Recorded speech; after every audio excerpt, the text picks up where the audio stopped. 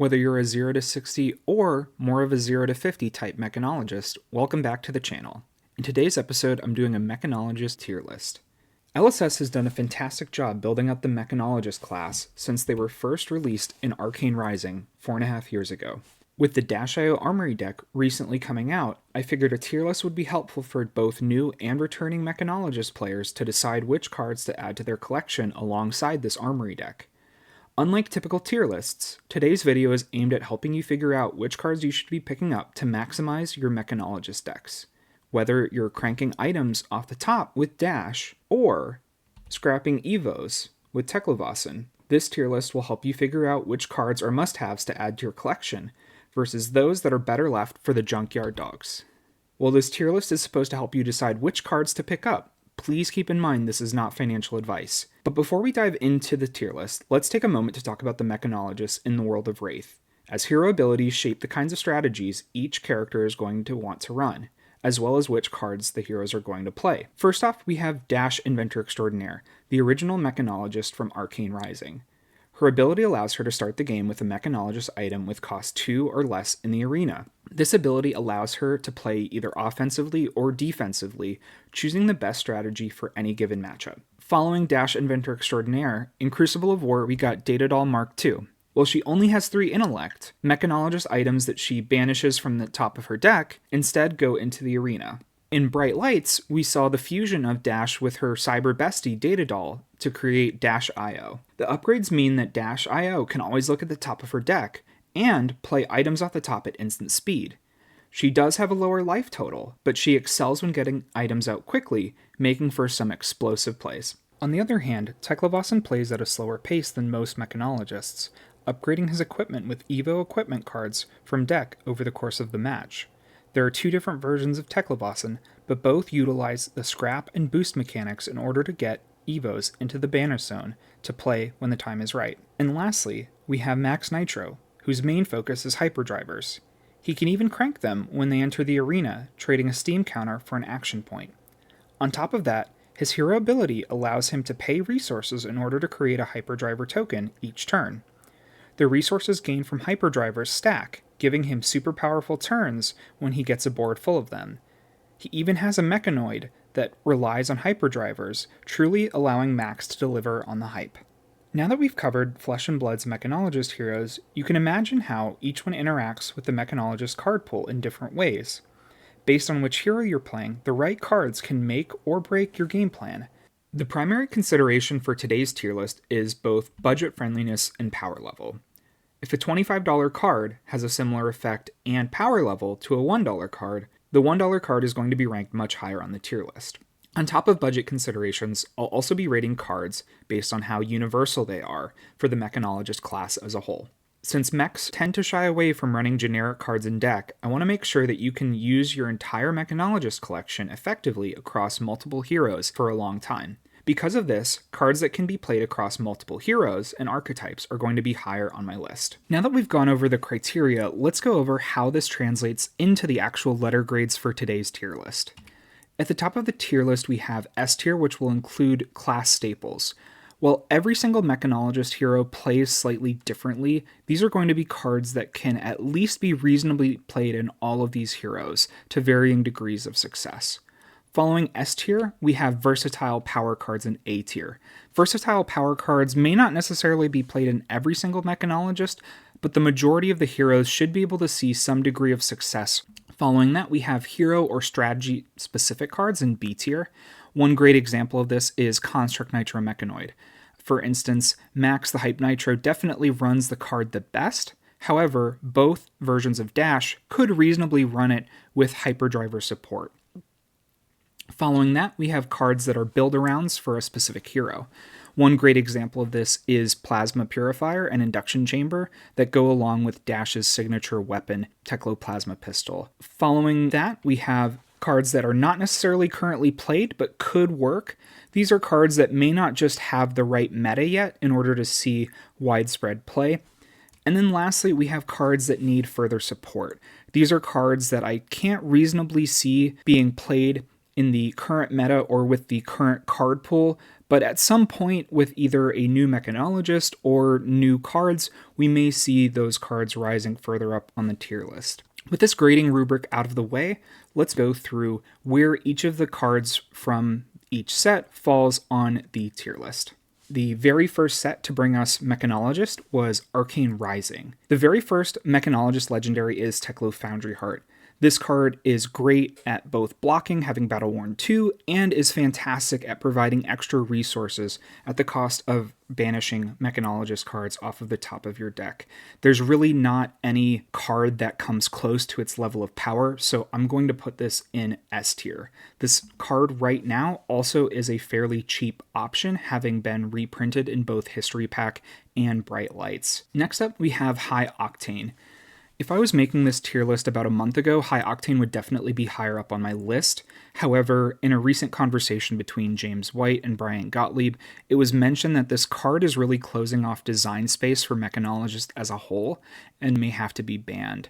With this card being as expensive as it is, I don't necessarily know that it's as worth it to buy this card right now, given that it may see bans fairly soon. However, it is an extremely powerful card, especially in the boosting Mechanologists of Dash, Max, and Datadol.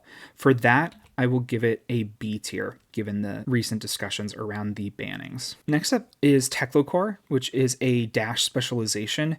This card is a phenomenal item that can be pulled with Spark of Genius, which we'll talk about in a bit, but having access to 2 resources over the next 2 turns is extremely powerful, allowing her to play some turns even pitchless. Although it is able to be played in both Dash Inventor Extraordinaire as well as Dash IO, I am going to put it in high B tier. Following Teklovossen, we have Maximum Velocity, which is an extremely powerful chain ender that swings for 10 damage, but requires you to have boosted 3 or more times in the same turn. This card is extremely good in all of the boosters. However, it doesn't necessarily see play in Teklovossen or Datadol, given her limited intellect, and for that reason, I'm going to put it in A tier. This card is extremely powerful in the heroes that run it, so Maximum Velocity is a fantastic card to pick up to round out your Mechanologist collection. Next up, we have Dash's second specialization in the form of Spark of Genius. This card has a variable cost, but allows you to search your deck for any Mechanologist item and put it into the arena. While this action doesn't have Go Again, playing a crank item into the arena can allow you to replenish that action point. It's also a fantastic chain ender or can be played on its own. For that reason, I am going to put it in B tier, although this card is great, and if you are planning on playing Dash Inventor Extraordinaire or Dash IO, would highly recommend picking up this card, despite it being in the B tier. Next up, we have Induction Chamber. This card is specific to pistols, and the only pistol that Mechanologists have access to is Teklo Pistol. Given that Teklo Pistol is Dash Inventor Extraordinaire's signature weapon, it means that this card isn't necessarily going to be playable for a long time. Now, don't get me wrong, I am a Dash Inventor Extraordinaire main, and I have been since Tales of Aria. However, unless you're playing Pistol Dash, this card would not be high up on my tier list to pick up. For this reason, I'm putting it down in the C tier. With that being said, we've gone over all of the cards from Arcane Rising, and I thought it would be fun to basically show the entire tier list turned face down. Then as we go through each of the sets, I'll reveal basically where on the tier list each of these cards ended up. Looking at Arcane Rising, Teklovossen Heart, as I mentioned, is at the very top, followed by Maximum Velocity in A tier. The Majestics in B tier are at the very top, and Induction Chamber is a high C tier as well. It's kind of interesting how these cards ended up at the very top of their respective tiers, and interestingly enough, all of these cards have seen a decent chunk of play since they were first released in Arcane Rising, making Arcane Rising a fantastic set to support Mechanologist as its introduction. The next set that brought us Mechanologist support was Crucible of War, a supplementary set, and the first Majestic is Visiertronic Model I. This card isn't necessarily used as much for its ability, but rather its Arcane Barrier 2. Given that this card single-handedly gives the Mechanologist class a great answer into Wizards with the Arcane Barrier 2, I will put this card up in S tier. Magnetic Shockwave is a 2-cost blue attack. This card doesn't have boost, but it synergizes well with the boost mechanic, requiring the defending hero to block with X equipment based on the number of times you've boosted in a combat chain. It hitting for a breakpoint, being a blue block 3, means that it can be used pretty much in most of the Mechanologist heroes. For that reason, I'm going to put it up in A tier. Following Magnetic Shockwave, we have Absorption Dome. Absorption Dome is a little bit of an interesting item, and if you haven't seen or heard of this item before, there's probably a reason why. This item comes in with steam counters equal to the number of times that you've boosted, and essentially has a prevention effect based on the number of steam counters on it. I think it has some flaws, and actually I believe that LSS kind of reprinted this card in a better form with Dissolving Shield in Bright Lights, which is a common rarity. I don't necessarily see a reason to play Absorption Dome. I'm going to have to put Absorption Dome in F tier. Following Absorption Dome, we have another pistol-focused item in the form of Plasma Purifier. While Induction Chamber gives a pistol attack go again, this increases the pistol attack value until the end of the turn. For a very similar reason to Induction Chamber, I'm going to put this in C. In Crucible of War, we can see that the cards are pretty solid in comparison to Welcome to Wraith, with the main exception being Absorption Dome, and you'll notice that that's at the very, very bottom of my tier list. Following Crucible of War, we had 2 draftable sets in the form of Monarch and Tales of Aria. There wasn't any Mechanologist support in either of those. However, following Tales of Aria, we got Everfest, which was a supplemental set that, much like Crucible of War, provided additional support to all of the classes in Flesh and Blood. The first support Majestic that Mechanologist got was Dissolution Sphere. Dissolution Sphere is not a commonly run item, but it prevents your hero from taking damage if they take exactly 1 damage. Dissolution Sphere is kind of a more meta-dependent item. However, with Rosetta and the Rise of Runeblades, this item is phenomenal in Dash Inventor Extraordinaire, as well as Dash IO, and I could see even an argument for Maxx running it as well as a 1 of or 2 of into Runeblades, preventing individual instances of rune chance. There's a lot of varied uses for it. I would put this item up in B tier because it is kind of meta dependent and situational. However, when the meta is right for Dissolution Sphere, it does a ton of work. Following Dissolution Sphere, we have Microprocessor, which is a data doll specialization. There is a lot of different abilities on this card, and data doll mains utilize this item to the best of its ability, setting up the deck in order to banish off the top, putting the items into the arena. It is phenomenal in helping data doll get her board state online, and for that reason, I'm going to put it up in B tier. The next Majestic from Everfest was Signal Jammer. This item has seen a lot of play in Azalea heavy metas. It's a 0 blue pitch item that prevents each hero from playing more than 1 non-attack action card each turn. Because Signal Jammer is a 0-cost item and pitches for 3 resources, I think it could reasonably be run in most Mechanologist heroes. However, it is not necessarily a power card in those heroes.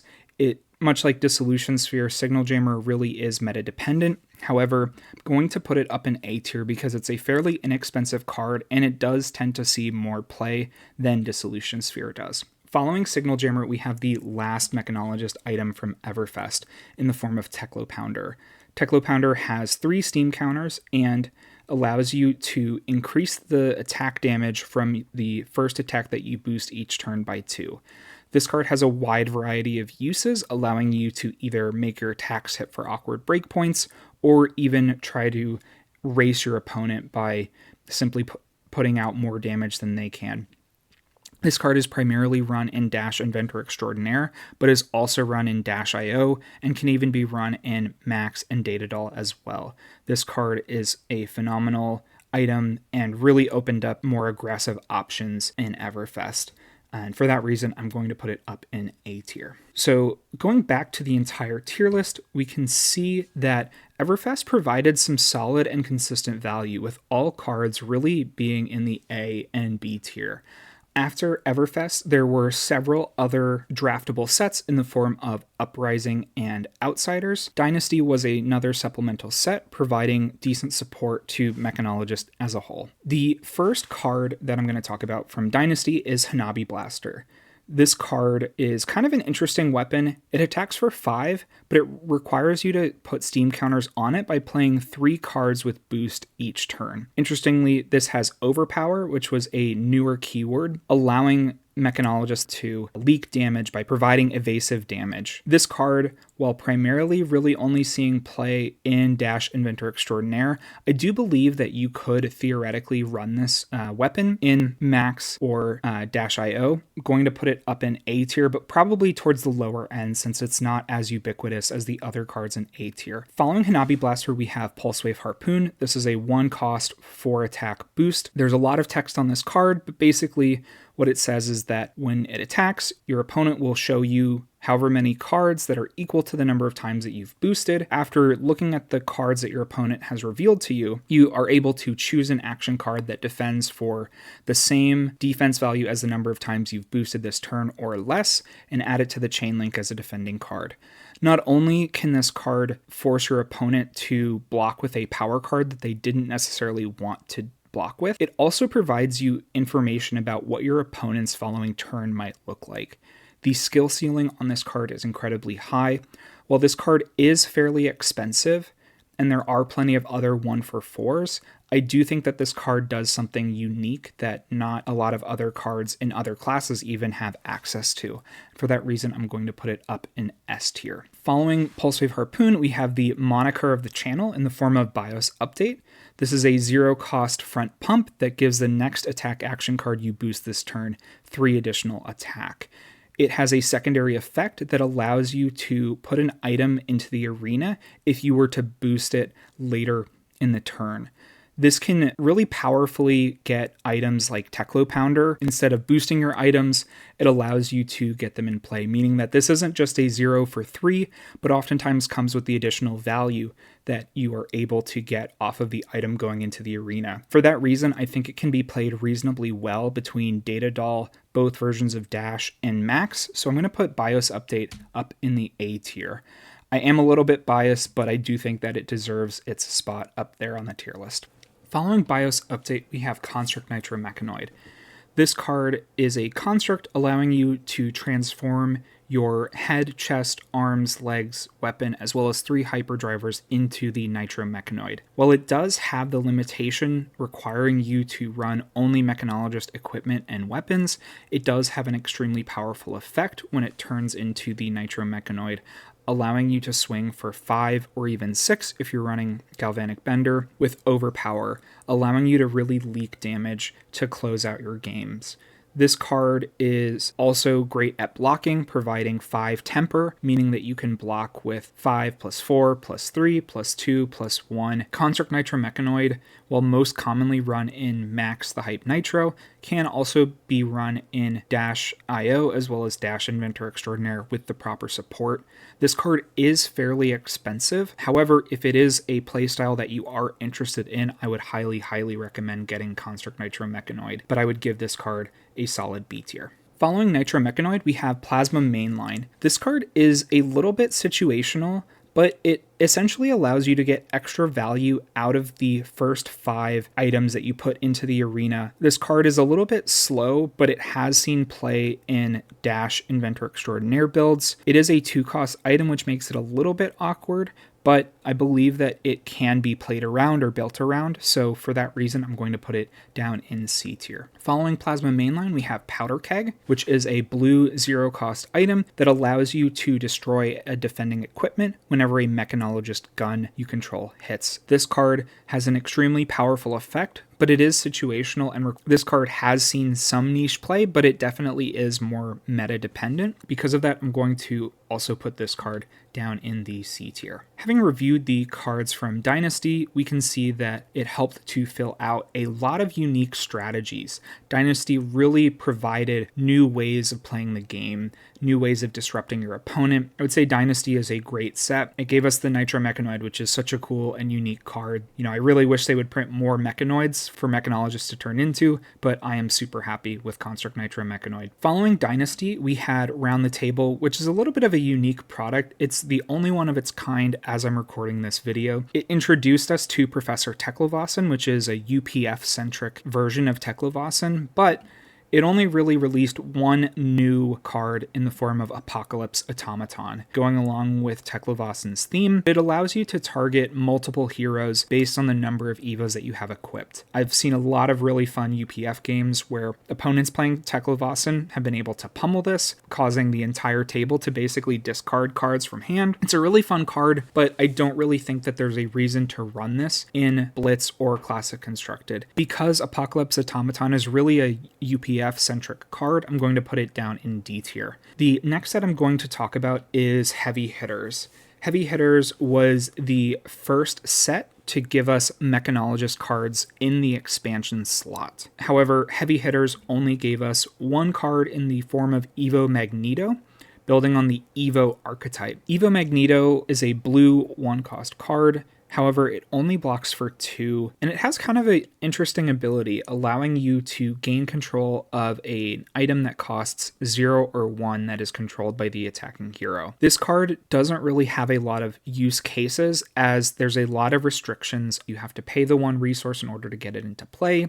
You have to play it over a base equipment, and it only blocks for 2, and also is very situational. For that reason, I'm going to put this down in F tier.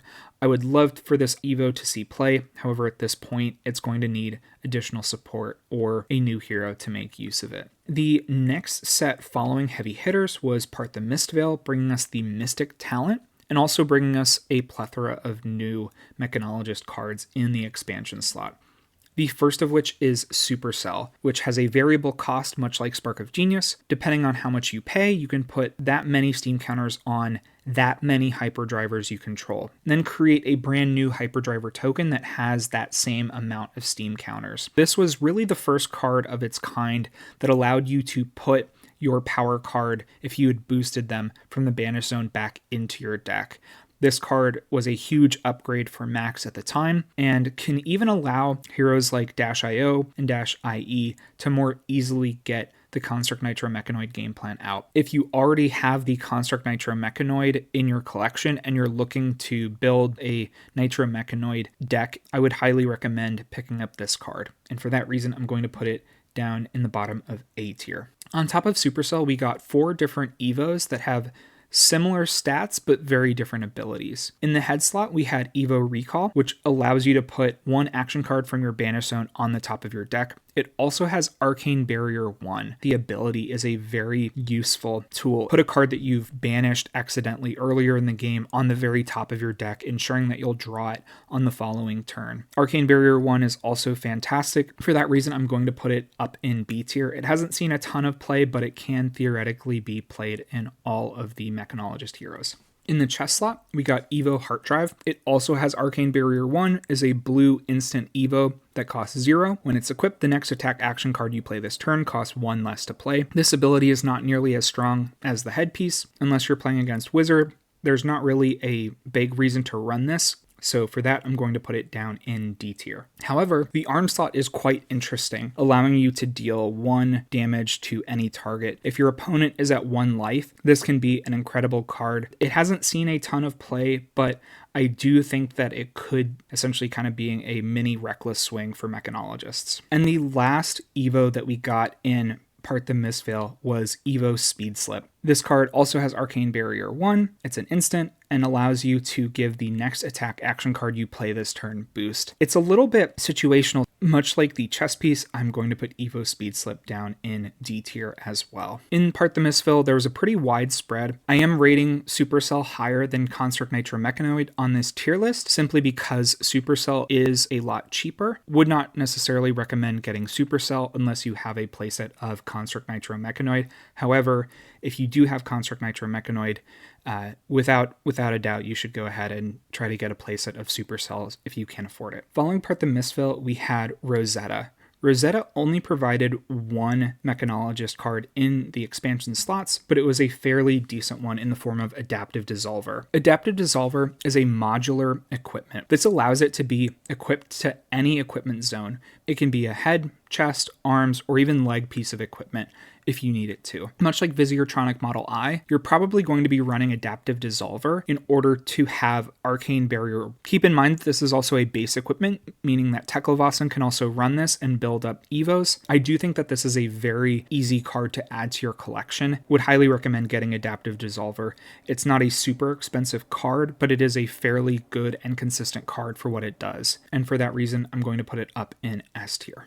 With Rosetta bringing Adaptive Dissolver, we're now going to move into the IO Armory deck. The IO Armory deck gave us a suite of equipment called Heavy Industry. The headpiece blocks for 1 temper, but allows you to banish the top card of your deck in order to give it +1 defense until the end of the turn. Heavy Industry Surveillance is a phenomenal headpiece.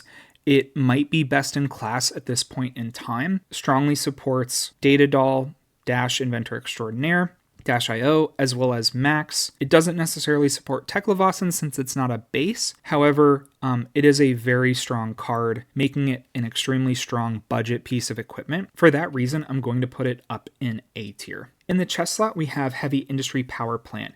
It is a Temper 2 chess piece that allows you to destroy it in order to gain a resource whenever you boost. I don't necessarily think it's nearly as good as Teklo Foundry Heart. I will put this card in B tier. In the arm slot, we have Heavy Industry Ram Stop. It allows you to pay a resource in order to increase its defense value until the end of the turn. I believe that having to pay the resource is really a downside in every hero that isn't IO. You don't necessarily want to be paying resources in order to add extra defense value. In most cases, you'd probably rather run a different piece of equipment. Eventually, I think it could see some support with new Mechanologist cards or heroes with different abilities, but for now I'm going to put it in the F tier. Next up, we have Heavy Industry Gear Shift. This card has Battle Worn 1 and allows you to destroy it in order to banish the top 2 cards of your deck, gaining an action point for each Mechanologist card you've banished. Heavy Industry Gear Shift has quickly become one of my new favorite cards. This card already being included in the IO Armory deck is phenomenal, but it will probably see use in nearly every single Mechanologist. Because Heavy Industry Gear Shift has such a strong ability, I'm going to put this card up in the S tier. Moving on to the cards in the IO Armory deck, we have Fast and Furious, which is a 0-cost boost attack that swings for 3. However, if you've cranked in the turn, it'll get +1 attack power. It also has a neat ability where if the card is banished from boosting, you can put a steam counter on an item you control with crank. This card, I think, can definitely see use in Maxx Nitro, putting extra counters on his hyperdrivers, and it also is fantastic in IO. Inventor Extraordinaire could see some use out of it, and for that reason, I'm going to put it up in A tier. And the last item from the IO Armory deck is Cerebellum Processor. This is a blue 0-cost item that has crank. It enters with 2 steam counters, and once per turn, you can use your action point in order to draw a card. It essentially gives you multiple turns of drawing a card. At worst case scenario, this card is essentially acting as 2 ponder tokens. However, in heroes like IO, who's able to play items off the top at instant speed, and with cards like High Octane and System Reset, there are plenty of ways to get extra action points in order to make optimal use of the extra card draw from Cerebellum Processor. Most of the Mechanologist heroes could run it, and the ones that do can play it to high success. For that reason, I'm going to put it up in S tier. With that being said, you can see that a lot of the equipment from the Armory deck, as well as Cerebellum Processor and Fast and Furious, are high up on the list. There are a whole lot of remaining spots on this list. I'm not sure where those went. Oh wait, they were from Bright Lights. Bright Lightning Round. Mastercog, It's a Fable, costs a lot of money, B tier. Singularity, Teklovossen only, B tier. HyperX 3, There Are Better Hats, B tier. Adaptive Plating, It's Iron Rot Plus, It's good, A tier. Evo Steel Soul Memory, There Are Better Hats that start and play, C tier. Evo Steel Soul Processor, There Are Better Chests that start and play, C tier. Evo Steel Soul Controller, Amazing Turtle Gloves, A tier. Evo Steel Soul Tower, Amazing Turtle Boots, A tier. Evo Circuit Breaker, Loses Tempo and Hyperdrivers, F tier. Evo Atom Breaker, Loses Tempo and Hyperdrivers, F tier. Evo Face Breaker, Loses Tempo and Hyperdrivers, F tier. Evo Mock Breaker, Loses Tempo and Hyperdrivers, F tier. Annihilator Engine, good for Teklo Teklo during Teklo time, C tier. Terminator tank, good for Teklo during Teklo time, C tier. War Machine, good for Teklo during Teklo time, C tier. Demolition Protocol is just a 3 for 7, D tier. Pulse Wave Protocol is the less cool version of Pulse Wave, D tier. Magnetic Protocol is the less cool Mechanetic, but it is a blue block 3, C tier. Steel Street Enforcement blocks 1 on turn 0, D tier. Grinding Gears needs more action points, D tier. Prismatic Lens is very bad early, D tier. Quantum Processor loses tempo and requires cards from hand, F tier. Stasis Cell is meta dependent but is D tier. TikTok Clock clocks mechs, B tier. Hyper Scrapper is a flexible blue block 3, S tier. Scrap Trader has no go again and is Teklovossen only, D tier. Heist is A tier, it's my item and I need it now. Moonshot is too situational, D tier. Steel Street Hoons is the most okay-ish card, D tier. Twin Drive is the best card in the game, costs a ton of money, S tier. Magnetic Lockwave is a blue block 3, C tier. System Failure has inconsistent mech disruption, F tier. System Reset is High Octane 2, Dio Boogaloo, B tier. Fabricate is Teklovossen's version of Art of War, C tier. And with that out of the way, let's go over each of the different categories for the Bright Lights cards, starting with the Evos. You can see that the cards that are in A tier are ones that don't necessarily have great replacements in the same slot that start in play. For instance, we've seen Dash and even Max run Evo Steel Soul Controller and Evo Steel Soul Tower on top of Teklovossen, making them great A-tier cards. However, given that there are great legendary pieces of head equipment and chest equipment in the form of Teklo Foundry Heart or Crown of Providence or Balance of Justice, there's really no reason to run Evo Steel Soul Memory or Evo Steel Soul Processor unless you're playing a defensive Teklo-oriented game plan. Down in F tier, I've put all of the Breaker series of Evos. I think at this point in time, there's really not a great reason to lose your hyperdrivers for the Breaker series. However, it can add additional attacks with the Mechanoid and Construct Nitro Mechanoid, but I put them in the order of the actual strength that I think their abilities are. If you want to go back and look at them in the video, feel free to go ahead and do so. Then with the Evo upgrades, we can see that most of the Evo upgrades are in C or D tier. These cards are they vary from solid in Teklovossen to okay. The strongest definitely being Terminator Tank and War Machine. The Protocol EVA upgrade cards kind of follow along the lines for resource bases, with blue block 3s being the best, red cards being the strongest, and then Pulse Wave Protocol being the lowest in D tier out of the 3 because it doesn't attack nearly as well as Demolition, it doesn't pitch as well as Magnetic Protocol. Moving on to the items. As of right now, the items from Bright Lights haven't necessarily seen their time in the spotlight, and I think that's primarily because they each have such a specific ability, but they have a lot of kind of drawbacks or downsides that you have to play around. However, TikTok Clock is seeing a lot of use right now with the prevalence of Dash IO. Moving on to the Galvanize and Scrap items, we can see that Hyper Scrapper is very good, but Steel Street Hoons and Scrap Trader are down in D tier. I do think that Steel Street Hoons actually is a pretty okay card. However, if you have other better blues, you probably aren't going to be running Steel Street Hoons. Next, we have the boost attacks and other non-attack actions. You can see Twin Drive, which is fantastic. This card is quite expensive, so it's towards the bottom of S tier, but in terms of power level, it pairs extremely well with Maximum Velocity up in A tier, as well as Pulse Wave Harpoon in S tier. Looking through the rest of the boost attacks, we have Heist, which is a phenomenal card. It is also a little bit pricey, but it is quite good. Going down to B tier, System Reset is a phenomenal card that may actually be a pseudo replacement to High Octane. Going down, Moonshot. I want this card to be good. If we compare it to Hyper Scrapper just seems a little bit better in every single way. It's less specific. It has the option of banishing the hyperdrivers, but then again, those hyperdrivers don't have to be even in play like they do in Moonshot. Scrap Trader, it really is shoehorned into Teklovossen. Any of those numbers could probably be a little bit higher if it blocked 3, if it pitched for more resources. I could see it being higher up in the tier list. In the bottom, we have System Failure. Just doesn't do enough, and it really only does what it does against other Mechanologists. And last but not least, we have the Legendaries and Fables. Up in A tier, we have the legendary piece of equipment from Bright Lights, Adaptive Plating. This card is quite good. The only reason it's really down in A tier and not in S tier is because it requires you to have an item in play. It's a little pricey for what it does. Down in B tier, we have Singularity, which is the Teklovossen legendary specialization,